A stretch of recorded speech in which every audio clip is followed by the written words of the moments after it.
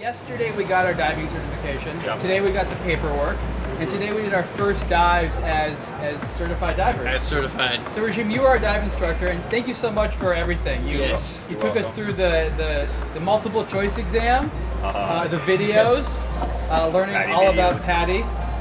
In the pool, which is right over here for everyone who can't see. So Regime basically went from being a test proctor to a babysitter to a guide to an entertainer. This guy's done it all for the last week. Yeah, and you kept us alive, and that's kind of a big deal.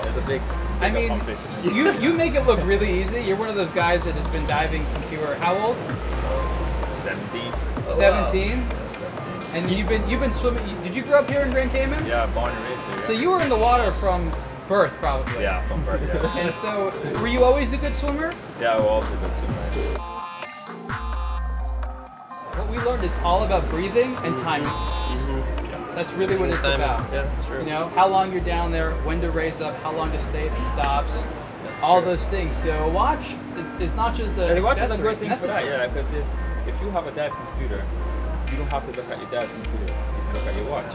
Right. And always set your bezel 5 minutes for a safety stop. So when you're 5 minutes done, your computer's clear, so you can come up. I like when we were just initially learning, we didn't even have a dive computer. Yeah, it was nice. We just had the tables, watches. right? Yep. Tables and watches. Yeah. In the watch world, we love dive watches. Like everybody, because dive watches represent the ultimate sports watch because they're durable, like people can understand the functionality, they look nice, they're meant to be legible. They really represent like all the things you're supposed to like in a good sports watch. And that's something that maybe you don't know, but now I'm telling you. Yeah. And so you know that like for your job, the watches made for you are probably some of the best sports watches out of anything. And there's a lot of options, and you wore the Oris when you like it. We all wore Orises, we liked it. I wore the depth gauge where you can tell the depth, which is very cool. And actually, at one point, my dive computer just didn't work. It didn't work. And so I had the depth on the depth gauge watch, and I was like, how cool is it that I'm actually experiencing the necessity of having this as a backup? That's literally the adage of 2 is 1 and 1 is none. And you had 2 and you had 1. So that was great. So are you gonna focus on wearing a watch now as a backup? Yeah. You kind of have to, right? Yeah, I gotta watch that. Yeah.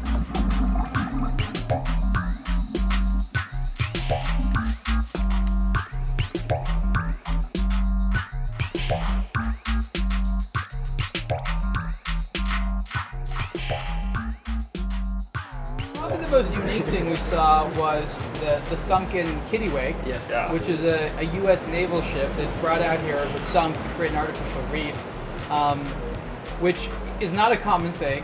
That's a special type of thing to dive, wouldn't you agree? Yeah, it is. One of us diving have to do. So, that's a bucket list dive. I would say. It is a bucket list. Tell us about what most people's reaction is, because you've taken people out there before. Yeah. Like, describe what this is for someone that doesn't know what it means to go into a sunken ship. Like, what's that like?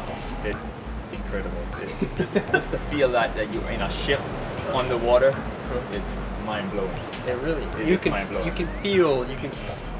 You know, walking through a museum, walking through an old house, walking through maybe a decommissioned ship or submarine that's on the surface is a completely different experience. When you're diving it, it feels as though you're in. Time has stopped. Time literally has stopped for this.